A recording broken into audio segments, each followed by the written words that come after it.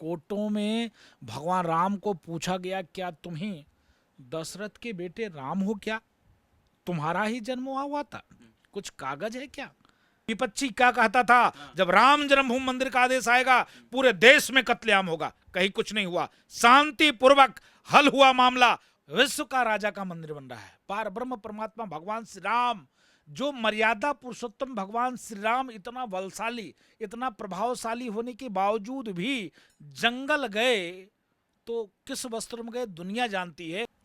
SCA news के सभी दर्शकों को आशीर्वाद। पाठक जी आपको भी आशीर्वाद, आपके कैमरामैन को भी आशीर्वाद। मैं अपील करूंगा आपके सभी दर्शकों से, अयोध्या जरूर आएँ, भगवान की राम की जन्मभूमि का जरूर दर्शन करें और पर्यटक के तौर पर फिर आप आके और यहाँ देख सकते हैं क्या हो रहा है क्या नहीं हो रहा है। अयोध्या किस तरीके से सच संवर रहा है? नहीं, पहले तो मैं अपील करूंगा उन सनातनियों से और आभार भी दूंगा उन सनातनियों को जिन्होंने लंबे कैसों वर्षों के संघर्ष के बाद, त्याग, तपस्या, बलिदान, संघर्ष के बाद 56 बार युद्ध हुए थे।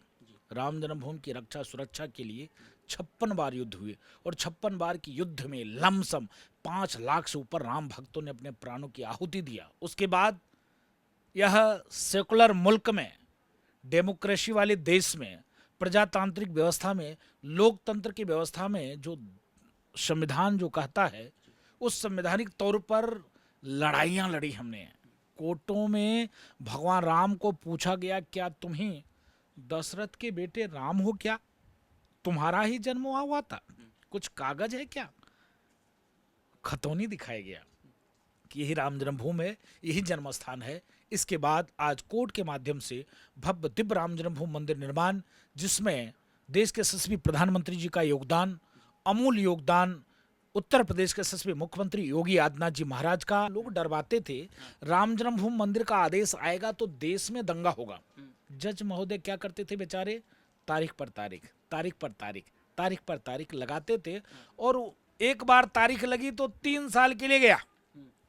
लेकिन आभार व्यक्त करता हूं देश के यशस्वी प्रधानमंत्री ने, उत्तर प्रदेश के मुख्यमंत्री जी ने कोर्ट से बातचीत किया और कहा कि आप डे टू डे सुनवाई करिए, इसका फीस सरकार भरेगी और हम अलग से इसकी व्यवस्था करते हैं और डे टू डे सुनवाई की कोई प्रावधान लाया जाए। और डे टू डे सुनवाई का प्रावधान आया, अपने संविधान में व्यवस्था है और डे टू डे सुनवाई हुआ।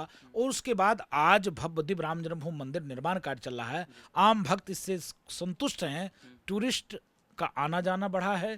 जो दर्शक यहाँ पर 1 से सवा लाख आते थे, रोज 3 से 4 लाख दर्शक आते हैं। और सनातनियों की भी इच्छा है कि देश का प्रधानमंत्री उसमें आए, क्योंकि उनके नेतृत्व में मंदिर निर्माण कार्य निर्विघ्न हो रहा है। क्योंकि विपक्षी क्या कहता था, जब राम जन्मभूमि मंदिर का आदेश आएगा पूरे देश में कत्लेआम होगा। कहीं कुछ नहीं हुआ, शांति पूर्वक हल हुआ मामला और शांति पूर्वक मंदिर निर्माण कार्य चल रहा है।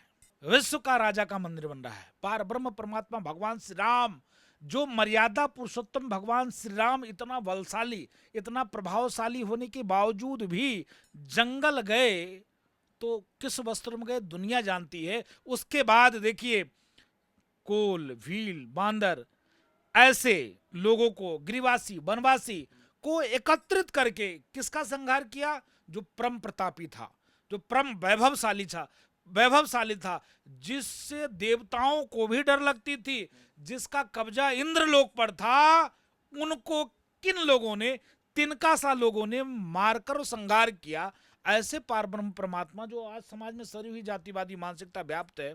आप बताओ, सेवरी के जूठे बैर खाना, संत भी डरते थे, करे उल्टा आ गई, कुलच्छनी आ गई, अरे दूर दूर दूर परछाई पड़ जाएगा, हवन नहीं ठीक से होगा, पूजन सही नहीं होगा। सबरी माँ क्या करती थी, सुबह सुबह ब्रह्म मुहूर्त से पहले लकड़ी ले आती थी, जल भर के अच्छे से पुष्प रख देती थी। लेकिन संत तब आशीर्वाद देते थे, अरे जाओ, जिसने भी ये कार्य किया उसको ढेर सारा आशीर्वाद, भगवान उसके ऊपर कृपा बनाए। अप्रत्यक्ष रूप से जब संत आशीर्वाद देते थे, वो संत का आशीर्वाद लगा तो परमात्मा जब जंगल गए तो पहले कोई सिद्ध ऋषि मुनि महात्मा क्या नहीं गए, जब वहां पहुंचे तो माता सबरी के पास ही गए।